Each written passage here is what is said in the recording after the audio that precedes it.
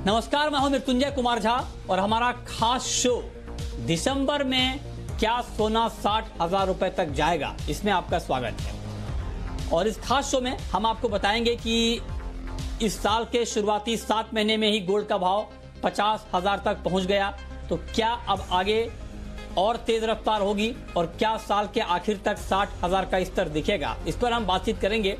लेकिन सबसे पहले आपको दिखाते हैं कि 50,000 के ऊपर जब भाव पहुंचा है तो बाजार का क्या मूड है, लोग किस तरह से इस पर रिएक्ट कर रहे हैं और किस तरह से खरीदने के लिए निकल रहे हैं, क्या नई योजनाएं बना रहे हैं, ग्राउंड सिचुएशन क्या है, उसी पर देखिए हमारे संवाददाता दानिश आनंद की ये ग्राउंड रिपोर्ट सबसे पहले, और फिर शुरू करेंगे चर्चा। आप 50,000 का जो लिमिट का जो लेवल लगा है उसके बाद भी आप बाइंग कर रहे हैं, तो क्या कारण है आपका अभी गोल्ड खरीदने का? सर, जो बाइंग कर रहे हैं वो हमने पहले तो ज़्यादा लेने की सोचा था, लेकिन जिस तरीके से इस टाइम मार्केट चल रही है तो हमने थोड़ा सा कम करा है, रेट भी ज़्यादा है, इस वजह से हमारा जो है बजट जो फिर वैसे तो बिगड़ गया है, लेकिन थोड़ा कम कर लेंगे तो हमारे जो उसका एडजस्टमेंट ठीक बैठ जाएगी। मैडम, आज आप भी मतलब सोना खरीदने आई हुई हैं, तो आप क्यों सोना खरीदने आए हो? मतलब हाई प्राइसेस हो तो क्या आप एक इन्वेस्टमेंट पॉइंट ऑफ व्यू से परचेज करने आए हो या कोई और कारण है? इन्वेस्टमेंट तो क्या, पैसे नहीं है, इन्वेस्टमेंट कहाँ करेंगे। एक्चुअली सब यही है कि पार्टी फंक्शंस होते हैं तो उसमें एक होता है कि देना ही ज़रूरी होता है। हम लोगों का जैसे बजट हो 5 तोले का, तो उसमें हमें अब 3 तोला पे ही देना पड़ेगा। क्यों? क्योंकि माना वो मनी का सब बजट हिल गया है। मैम, आप सोना का भाव 50,000 ऊपर के पार हो चुका है, आप आज सोना यहाँ पे खरीदने आई हैं, तो क्या आपने मतलब क्या आपके माइंड में है जब अभी सोना खरीद रहे हैं हाई प्राइसेस में? ये तो एक नेसेसिटी है, जैसे शादी वगैरह के लिए चाहिए होता है, तो जितना भी लेना है उस हिसाब से, जितना बजट है, बजट तो वैसे कुछ रहा नहीं, जिस हिसाब से हम खरीदना चाहते थे उस टाइम से खरीद नहीं सकते, लेकिन जितना है उतना लेके उतना मत समझ लीजिए इन्वेस्टमेंट ही कर लेते हैं एक तरह से, बस इतना ही है कुछ। देखिए, लोग खरीद तो रहे हैं, इसलिए हमने आपको लोगों की बात सुनाई कि लोग क्या कर रहे हैं। लोग खरीद तो रहे हैं, अब चूंकि जरूरत है तो गोल्ड खरीदना है, लेकिन क्वांटिटी में थोड़ी कमी कर रहे हैं। ये बात ठीक है, दाम काफी बढ़ गए, महंगा हो गया, तो वाजिब है कि कुछ बजट के हिसाब से यहाँ पर प्लानिंग करनी पड़ेगी। चलिए अब हम चर्चा की शुरुआत करते हैं। हमारे साथ 3 खास मेहमान हैं। हमारे साथ हैं रविंद्र वी राव, कोटक सिक्योरिटीज के कमोडिटी हेड। हमारे साथ सुरेंद्र मेहता साहब हैं, IBJ के सेक्रेटरी हैं, और साथ ही हमारे साथ औरोबिंदा गयान हैं, टाटा म्यूचुअल फंड के। आप तीनों का बहुत बहुत स्वागत है इस खास चर्चा में। और चर्चा की शुरुआत करें उससे पहले आपको एक ब्रोकर पोल हम दिखा दें। हमने साल के आखिर तक के लिए एक पोल किया है। हमने ये जानना चाहा है कि साल के आखिर तक आखिर गोल्ड का भाव होगा क्या। तो ये देखिए नतीजा क्या आया है, ये हम आपको बता रहे हैं। ट्रेडबुल्स सिक्योरिटीज का मानना है कि आपको साल के आखिर तक 58,000 का लेवल गोल्ड में दिख जाएगा, यानी यहां से करीब करीब 7,000 रुपए की तेजी आपको गोल्ड में दिख जाएगी। चॉइस ब्रोकिंग भी 58,000 के भाव पर मुहर लगा रहा है।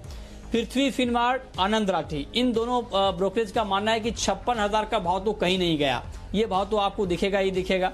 इसके अलावा आप देखें अगर तो केडिया कमोडिटी, SSJ और SMC Comtrade, Religare broking, Motilal Oswal, इन सब का मानना है कि 55,000 का भाव तो दिखना ही दिखना है। सबसे कम अगर किसी ने टारगेट दिया है तो वो है पैराडाइम कमोडिटी 54,000 का। मतलब ये है कि सारे ब्रोकर इस बात को लेकर सहमत तो हैं कि तेजी रहेगी, लेकिन 60,000 का लेवल दिखेगा, इसको लेकर ये लोग सहमत नहीं है। अब हमारे साथ 3 और पैनलिस्ट हैं, इनसे हम समझेंगे।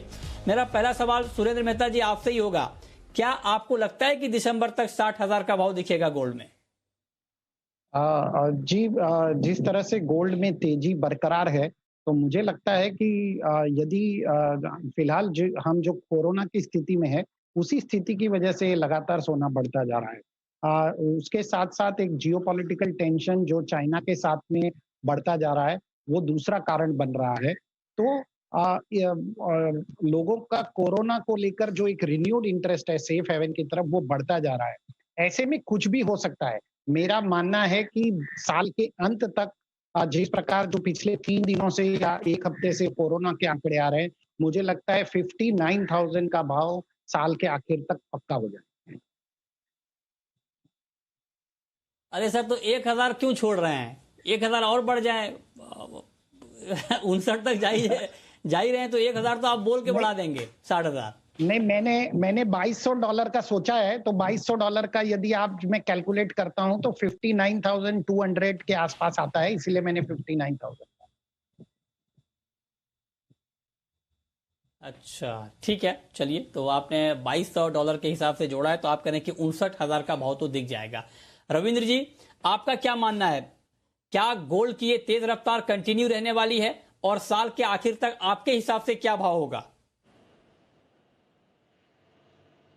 बहुत ऑप्टिमिस्टिक टारगेट है मेरे हिसाब से मृत्युंजय, क्योंकि गोल्ड में अगर हम देखें तो 2020 स्टार्ट से लेके अभी तक ऑलरेडी गोल्ड में अराउंड 10,000 रुपीज़ का एक अपमूव आ चुका है। और इंटरनेशनल स्पेशली कॉमेक्स गोल्ड देखें तो $19-20 का मेरे हिसाब से बहुत ही स्ट्रांग रेजिस्टेंस है, जो कि 2011 का हाई है। आई थिंक यहाँ पर हम बहुत ही अच्छा प्रॉफिट बुकिंग देख सकते हैं गोल्ड में। और जैसे सुरेंद्र जी ने बताया कि ये जो गोल्ड में जो बढ़त आई है, ये वायरस सिचुएशन से मेजरली आई है, प्लस यूएस चाइना टेंशन भी है बैकग्राउंड में। लेकिन अगर वायरस रिलेटेड अगर कोई भी वैक्सीन या कुछ भी पॉजिटिव न्यूज़ आता है कंटेनमेंट के लिए, तो हम इसमें एक अच्छा खासा करेक्शन भी देख सकते हैं। तो मेरे हिसाब से आई थिंक इवन 55,000 मेरे हिसाब से बहुत ऑप्टिमिस्टिक टारगेट है फॉर दिस ईयर। ओवरऑल मुझे लगता है कि गोल्ड का जो फ्यूचर है, I think for next 6 years we might see a bull rally in gold. लेकिन इस साल के अंत तक मुझे लगता है कि at the max gold can go up till 52,000 odd levels.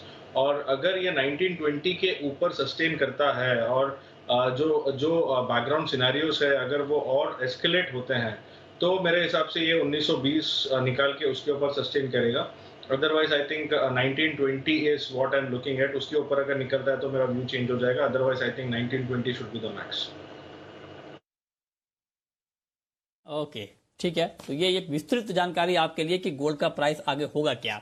चलिए, अब हम चलते हैं अपने एक और खास मेहमान के पास, और हमारे साथ औरोबिंदा गयान हैं।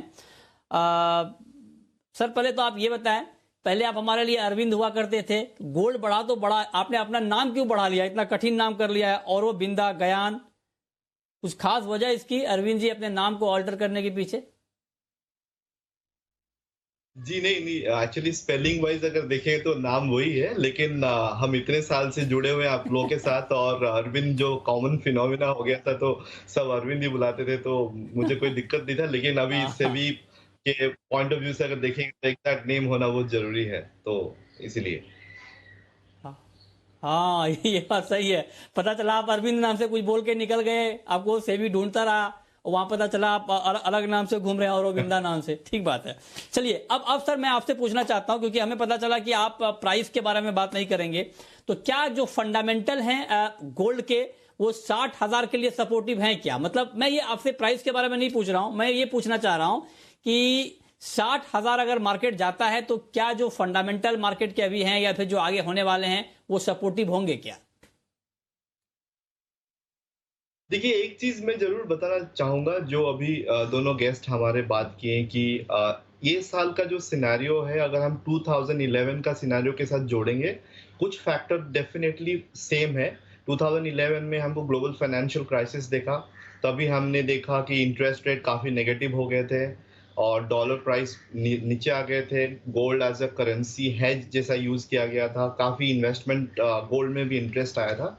ये साल में अगर देखें तो डिफरेंस क्या है, जो एक अनसिस्टमिक रिस्क जो हमको किसी को भी ध्यान नहीं था 4 महीना पहले कि ऐसा एक पैंडेमिक आएगा और लॉकडाउन सिचुएशंस आएगा जो पूरा इकोनॉमी को सिचुएशंस पूरा बदल के रखेगा।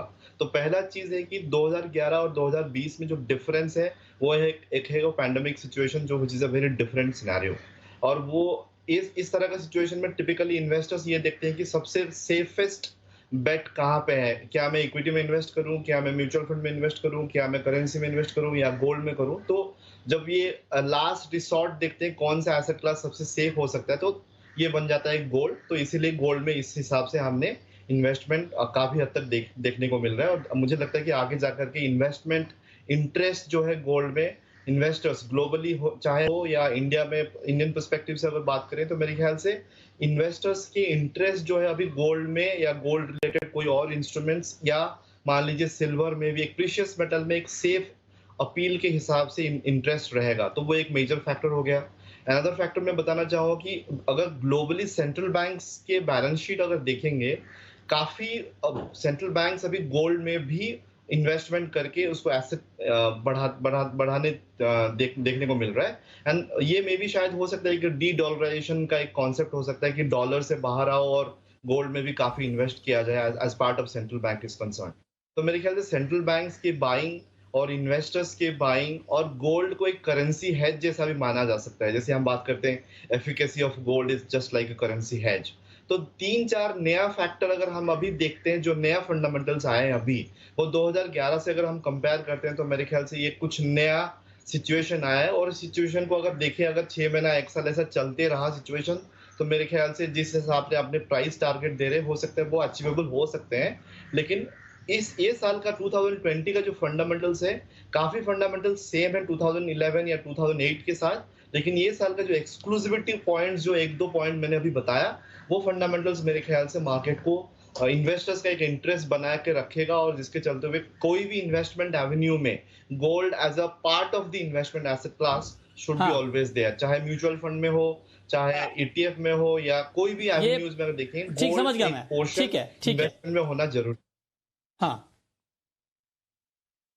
ओके, ये बहुत ही महत्वपूर्ण बात अरविंद ने कही है कि जो 2008 में हालात थे और जो 2011 में हालात थे, उसके बाद जो अभी 2020 में हालात बने हैं, बाकी हालात तो सेम हैं, लेकिन इसमें 2-3 ऐसे नए हालात ऐड हुए हैं जो गोल्ड को और नई ऊंचाइयों पर लेकर जा सकता है। तो 2 बात तो अब तक चर्चा में हो गई।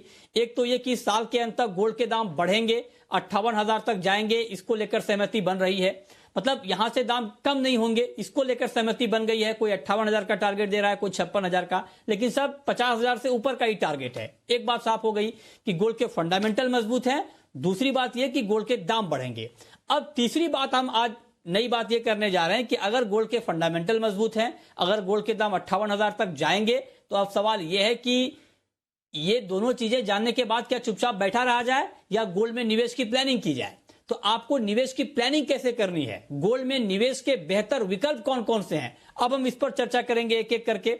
5 विकल्प हमने आइडेंटिफाई किए हैं और उस पर हम अलग अलग अपने एक्सपर्ट से राय लेंगे। पहला तो गोल्ड बॉन्ड है, सॉवरेन गोल्ड बॉन्ड। दूसरा है कि गोल्ड ईटीएफ, ये भी एक निवेश का जरिया है।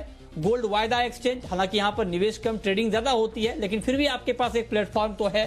स्पॉट गोल्ड, जो आप गोल्ड क्वाइन खरीदते हैं, गोल्ड बार खरीदते हैं जाकर, वो एक है। और 5वां है डिजिटल गोल्ड। तो ये 5 ऑप्शन हमने निकाले हैं रिसर्च करके।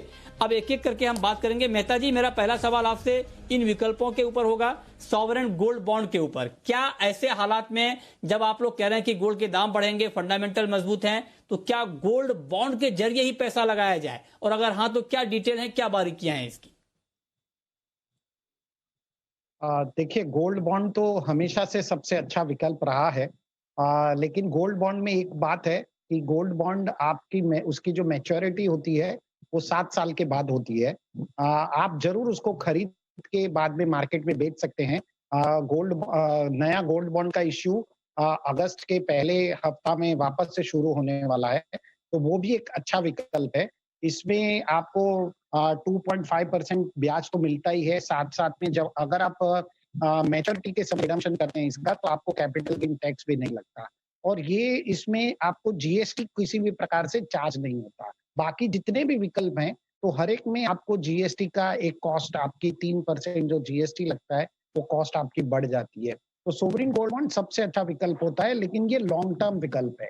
आपको यदि शॉर्ट टर्म विकल्प चाहिए, तो मुझे लगता है कि आपको डिजिटल गोल्ड में जाना चाहिए, या फिर आपको फिलहाल गोल्ड कॉइन खरीदना चाहिए।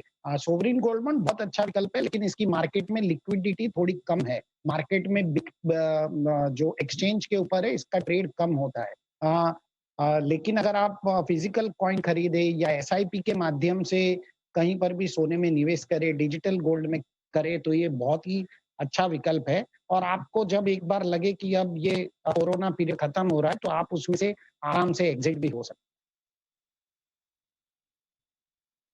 ठीक है, तो आप कह रहे हैं गोल्ड बॉन्ड तो है अच्छा विकल्प ये, लेकिन लंबे समय के लिए है। अगर आपका थोड़ा शॉर्ट टर्म का नजरिया है, तो आपके लिए डिजिटल गोल्ड एक अच्छा माध्यम हो सकता है, या फिर जाके आप गोल्ड क्वाइन खरीदें। आपसे रविंद्र जी, पहले ये इस सवाल को और पूरा कर लें कि मान लीजिए कोई गोल्ड बॉन्ड खरीदता है, या मान लीजिए डिजिटल गोल्ड बॉन्ड की ही बात कर लेते हैं। पहले गोल्ड बॉन्ड कैसे खरीदा जाता है? मान लीजिए मुझे कुछ नहीं मालूम है गोल्ड बॉन्ड के बारे में, कहां से लेना है, कैसे खरीदना है, तो मुझे क्या करना पड़ेगा? कैसे मैं खरीद सकता हूं गोल्ड बॉन्ड, सरकारी गोल्ड बॉन्ड? क्वाइट सिंपल है मृत्युंजय। आई थिंक कोई भी ब्रोकर के पास जाके या फिर कोई भी बैंक से आप गोल्ड बॉन्ड खरीद सकते हो। जैसे कि गोल्ड बॉन्ड में हमने देखा है कि एवरी 2-3 मंथ्स में एक ट्रांच आता है, और वो ट्रांच को आप आइदर बैंक्स या फिर जो ब्रोकर्स है उनके थ्रू आप अप्लाई कर सकते हो, और आप सॉवरेन बॉन्ड का जो यूनिट्स है वो आप परचेस कर सकते हो। तो I think it is very simple. जैसे कोई भी रविंद्र जी थोड़ा सा इसको और आसान बनाना पड़ेगा। रविंद्र जी थोड़ा सा इसको और आसान बनाना पड़ेगा। ट्रांच और ये जो बात आप कह रहे हैं वो थोड़ा सा हो सकता है कि थोड़ा कठिन लगे लोगों को। आपने कहा कि बैंक में आप जाके ले सकते हैं, तो क्या किसी भी बैंक में हम जाके ले सकते हैं, या जिस बैंक में हमारा कोई अकाउंट है, सैलरी अकाउंट या कोई और सेविंग अकाउंट, तो वहां जाकर हम ले सकते हैं? और सिंपल अकाउंट से भी ले सकते हैं, या इसके लिए कोई ट्रेडिंग अकाउंट या कोई डीमैट अकाउंट होना चाहिए? जी नहीं, ऐसा एक्चुअली कोई बैंक में अकाउंट रहना जरूरी नहीं है। आप जैसे कि अभी फॉर एग्जांपल अभी जो लेटेस्ट जो ट्रांच आया था गोल्ड में, तो इवन कोटक बैंक में हम प्रमोट कर रहे थे, कोटक सिक्योरिटीज में हम प्रमोट कर रहे थे। तो you don't have to have an account for buying gold bonds. आप जैसे सेविंग बैंक्स अकाउंट का जरूरत नहीं है, you can directly buy gold bonds. और दूसरा जो है, आप इवन सेकेंडरी मार्केट से बाई कर सकते हो गोल्ड बॉन्ड्स। लेकिन सेकेंडरी मार्केट में दिक्कत यह है कि जो लिक्विडिटी है वो लिक्विडिटी बहुत कम है गोल्ड बॉन्ड्स की। इसीलिए लोग जो प्राइमरी मार्केट है, जैसे मैंने ट्रांच बताया, तो tranche is something like every 3 months में गवर्नमेंट का इशू आता है, तो वो इशू आप बाय कर सकते हो। That is primary market. So आप प्राइमरी मार्केट से लेना बेटर है, क्योंकि सेकेंडरी मार्केट में लिक्विडिटी जो है वो बहुत। हाँ ठीक है, तो आपने कहा कैसे लिया जाता है, ये तरीका आपने बता दिया। अब आप ये भी बता दें कि आपके हिसाब से इन 5 विकल्पों में कौन सा विकल्प इन्वेस्टमेंट के लिए भी ठीक रहेगा? जैसे गोल्ड बॉन्ड है, गोल्ड ETF है, गोल्ड फ्यूचर है, स्पॉट गोल्ड है, डिजिटल गोल्ड है। इन 5 विकल्पों में किसके साथ जाना चाहिए, संक्षेप में सर? वेल मृत्युंजय, मेरे हिसाब से लिक्विडिटी मैटर करता है। अगर जैसे सुरेंद्र जी ने बताया कि गोल्ड बॉन्ड जो है वो उसमें लॉक इन पीरियड है, इनिशियल 5 साल का, उसके बाद 8 ईयर्स का। 8 ईयर्स के बाद आपको कैपिटल गेन्स नहीं लगता है। तो जिनका जो लॉन्ग टर्म सिनेरियो है, लॉन्ग टर्म होराइजन है, लॉन्ग टर्म पर्सपेक्टिव है, वो गोल्ड बॉन्ड्स के लिए जा सकते हैं। लेकिन जिनकी लिक्विडिटी इज द क्राइटेरिया, जिनको से नेक्स्ट 1 साल या 2 साल का रैली जो है गोल्ड का, उसे कैश इन करना है, तो आई थिंक गोल्ड फंड्स या गोल्ड ETF या डिजिटल गोल्ड बेटर है, क्योंकि उसमें लिक्विडिटी बहुत अच्छी है। तो आप कभी भी इन आउट कर सकते हो उसमें, बट ये गोल्ड बॉन्ड्स में पॉसिबल नहीं है। और उसके अलावा फ्यूचर्स में जो गोल्ड है, I think that is good for traders, क्योंकि फ्यूचर्स एक अलग ही एक मार्केट हो जाता है। तो फ्यूचर्स में आपको M2M सब लगता है, तो वो थोड़ा सा रिस्की हो जाता है, तो that is good for traders. लेकिन MCX में MCX पेटल भी एक गोल्ड एवेन्यू है, जो कि 1 ग्राम डिलीवरी का गोल्ड है। तो आई थिंक वहां पर भी आप एक SIP के through right every month you can keep investing, 1 ग्राम आप गोल्ड ले सकते हो, और डिलीवरी लेने की भी जरूरत नहीं है। इनकेस अगर आपको से प्राइस अप्रिसिएशन आता है, तो आप उसको इमीडिएटली सेल भी कर सकते हो। तो आई थिंक लिक्विडिटी और आपका जो टाइम होराइजन है, I think that is important. अगर लिक्विडिटी आपको अच्छी चाहिए, तो you can go for ETF, you can go for gold funds, या फिर you can go for digital gold, या फिर MCX पे गोल्ड पेटल कर सकते हो। और अगर आपका लॉन्ग टर्म होराइजन है, एंड अगर आपको से नेक्स्ट 7-8 ईयर्स तक आपको गोल्ड सेल नहीं करना है, तो फिर गोल्ड बॉन्ड्स एक बेस्ट ऑप्शन है, क्योंकि उसमें आपको इंटरेस्ट भी मिलता है, जो कि आपको कोई भी अदर रेवेन्यूज में नहीं। ओके, रविंदर जी आप बताएं, आपके हिसाब से निवेश का पसंदीदा विकल्प क्या होना चाहिए? एक तो आपका म्यूचुअल फंड होगा ही, क्योंकि आप टाटा म्यूचुअल फंड से जुड़े हुए हैं, तो वो तो आपका डिस्काउंटेड है। इसके अलावा सर? देखिए, एक चीज मैं बताना जरूर चाहूंगा कि गोल्ड में एक्सपोजर होना जरूरी है। जैसे मैंने पहले भी बताया, चाहे आप गोल्ड ETF में इन्वेस्ट करो, या स्मार्ट मैनेजर्स का हेल्प लेकर के आप कोई भी म्यूचुअल फंड में इन्वेस्ट करो जहां पे गोल्ड का एक्सपोजर हो। जैसे हमने पहले बताया कि गोल्ड ETF एक ऑप्शन है जहां पे सिर्फ गोल्ड में इन्वेस्टमेंट किया जा सकता है।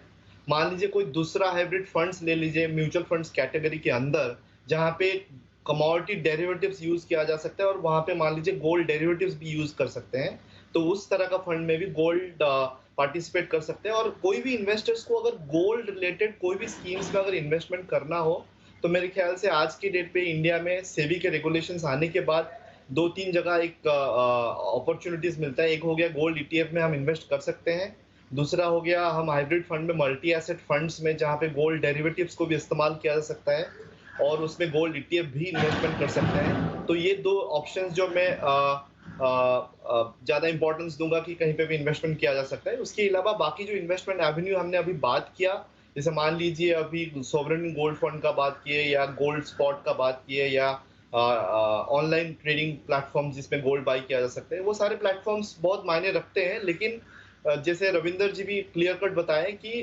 आपका investment horizon is the first point two look at it, plus liquidity. इस दोनों पॉइंट में बहुत सहमत रहूंगा क्योंकि बहुत जरूरी है। अगर कोई भी म्यूचुअल फंड रिलेटेड प्रोडक्ट्स में आप गोल्ड रिलेटेड प्रोडक्ट्स में इन्वेस्टमेंट करते हैं तो डेफिनेटली एंट्री और एग्जिट करना बहुत इजी और आसान होता है। तो मेरे ख्याल से म्यूचुअल फंड का कोई भी प्रोडक्ट्स को सिलेक्ट कीजिए जिसमें आपका गोल्ड का एक्सपोजर हो, तो वो एक बेहतरीन प्रोडक्ट हो सकता है जहां पे आप कोई इन्वेस्ट कर सकते हैं।